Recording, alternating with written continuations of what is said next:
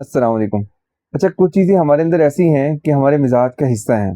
اب یہ آیت دیکھیں، اللہ تعالیٰ فرماتے ہیں کہ بلولا ان یکون الناس امتا واحدہ، اگر اس بات کا خطرہ نہ ہوتا کہ لوگ سارے کے سارے کفر اختیار کر لیں، ایک کفر کے اوپر جمع ہو جائیں، تو لجعلنا لمن یکفر بالرحمن لبیوتہم سقفا من فضہ ومعارج علیہا یظہرون، تو ہم رحمان سے کفر کرنے والوں کو، ہم کافروں کے گھروں کی چھتوں کو چاندی کا بنا دیتے اور ان کی سیڑھیوں کو بھی چاندی کا بنا دیتے جن پر وہ چڑھتے ہیں، ولی بیوتہم ابوابن وسرورن علیہا یتکیون، ان کے گھروں کے دروازوں کو چاندی کا کر دیتے، اور جن تختوں کے اوپر، جن صوفوں کے اوپر وہ تکیے لگا کر بیٹھتے ہیں ہم ان کو چاندی کا بنا دیتے، بلکہ یہیں تک بات نہیں، وزخرفا، ہم ان کو سونے کا بنا دیتے۔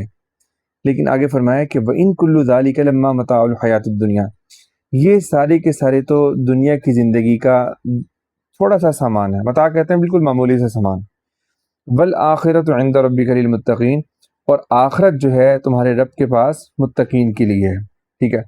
اچھا، اللہ تعالیٰ یہ فرما رہے ہیں کہ انسان کو اللہ پاک نے عقل دی ہے، ٹھیک ہے، ہر بندہ اپنے لحاظ سے سوچتا ہے، چیزوں کو دیکھتا ہے، لیکن بعض اوقات ہم اپنی عقل کو پیچھے کر دیتے ہیں اور ہم لوگوں کو دیکھنے لگ جاتے ہیں، بھئی اس برانڈ سے کیوں شاپنگ کرنی ہے؟ کیونکہ لوگ شاپنگ کرنے ہیں۔ میں نے یہ جوتا کیوں خریدنا ہے؟ کیونکہ لوگ بہت زیادہ خرید رہے ہیں۔ میں نے یہ گاڑی کیوں خریدنی ہے؟ کیونکہ لوگ بہت زیادہ خرید رہے ہیں۔ ہم اپنی عقل کو پھر بعد میں پتہ لگتا ہے کہ اچھا یار، یہ چیزیں تو ساری وہ تھیں، وہ جو ہے وہ جوتا خراب نکل گیا، کپڑے خراب آ گئے، گاڑی خراب نکل آئی، بھئی کیوں؟ سب کے ساتھ دھوکہ ہو گیا۔ اب ہم نے وہاں پر کیا کیا؟ اپنی عقل کو استعمال کرنا تھا لیکن وہاں پر نہیں کیا، تو ہم لوگوں کی دیکھا دیکھی، لوگوں کے پیچھے ہم چل پڑے، ٹھیک ہے۔ تو اللہ تعالیٰ فرما رہے ہیں کہ حق کو پہچاننے کا اور حق کو، یہ حقیقت میں حق کو پہچاننے کا یہ طریقہ نہیں ہے، لیکن پھر بھی اللہ پاک فرما رہے ہیں کہ میں نے تمہارا اتنا خیال رکھا ہے کہ میں نے کافروں کے گھروں کو سونے چاندی کا نہیں بنایا، کہیں ایسا نہ ہو کہ تم پھسل جاؤ، تم کہو کہ یار اتنا سٹیٹس اور اتنی زیادہ چیزیں ان کے پاس ہیں، لہٰذا بس کامیابی تو انہی کے پاس ہے، اور تم اپنی عقل کو استعمال کرنا چھوڑ کر تم اس جو ہے وہ دیکھا دیکھی کے اندر تم لگ جاؤ اور ان کے پیچھے چل کر تم خود بھی کفر اختیار کر لو۔ اس لیے اللہ پاک فرما رہے ہیں کہ میں نے تمہارا خیال رکھا ہے۔ تو ہمیں یہ بات اچھی طرح سمجھنی چاہیے کہ کہیں پر بھی اگر اکثریت ہمیں نظر آ رہی ہے کہ ایک طرف سارے لوگ جا رہے ہیں، تو ضروری نہیں کہ وہاں پر حق ہے۔ اب آپ خود اندازہ لگائیں نا کہ جب نبی کریم صلی اللہ علیہ وسلم نے اسلام کی دعوت دینا شروع کی، آپ اکیلے تھے، چند لوگ ساتھ ہوئے، اب یہ چند لوگوں کی جو جماعت ہے، اس کے مقابلے میں پوری دنیا کا کفر ہے، پوری دنیا کے لوگ جو ہے وہ اسلام انہوں نے قبول نہیں کیا ہوا، اور یہ چند لوگوں نے اسلام قبول کیا، تو اب کیا مطلب جنہوں نے اسلام قبول نہیں کیا وہ حق پر ہوئے؟ نہیں، وہ حق پر نہیں ہے، ظاہری بات ہے نا۔ تو حق جو ہے وہ تو چند لوگ جو ہے یہ حق پر ہیں۔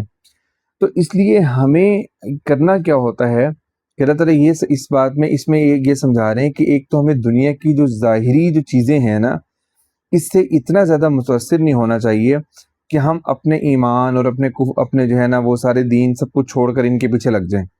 فرمانے کہ وَإِن كُلُّ ذَلِكَ لَمَّا مَتَاعُ الْحَيَاةِ الدُّنْيَا، یہ سارے کا سارا تو محض دنیا کی زندگی کا تھوڑا سا سامان ہے، ٹھیک ہے۔ اور وَالْآخِرَةُ عِنْدَ رَبِّكَ لِلْمُتَّقِينَ، اب آخرت جو ہے نا یہاں پر ٹرم استعمال ہو رہی ہے کہ آخرت کا مطلب کیا ہے کہ ایسی ابدی زندگی کہ جہاں ہر دن جو ہے وہ پہلے سے بہتر ہوگا۔ اچھا، ایسے ہماری بھی نفسیات ایسی ہے کہ آپ ایک بہت اعلیٰ اگر آپ کو سٹیٹس مل جائے، آپ کسی بہت اچھی چیزوں کے اندر رہنے لگ جائیں، تو آپ کہتے ہیں اس سے بھی آپ بور ہو جاتے ہیں، آپ کہتے ہیں کہ یار اس سے بھی کوئی بہتر ہو، اس سے بہتر ہو۔ انسان کا مزاج ہے کہ وہ نئے سے نئی چیز چاہتا ہے۔ تو اللہ فرمانے کہ یہ جو آخرت ہے نا، شاندار قسم کی جو جنت ملنے والی ہے، وہ صرف اور صرف متقین کے لیے ہے۔ مطلب یہ دنیا کی جو چیزیں ہیں، فرما رہے ہیں کہ یہ عارضی ہیں، ان عارضی چیزوں کے پیچھے تم ایسا نہ کرنا کہ کس لوگوں کو دیکھا دیکھی تم ان کے پیچھے چل پڑنا، بلکہ تمہاری نظر وہاں ہونی چاہیے آخرت کی طرف، کہ یہاں پر بھی تم رہتے رہو، لیکن اصل جو کامیابی ہے نا وہ آخرت والی، اصل سٹیٹس وہی ہے جو آخرت کا سٹیٹس ہے۔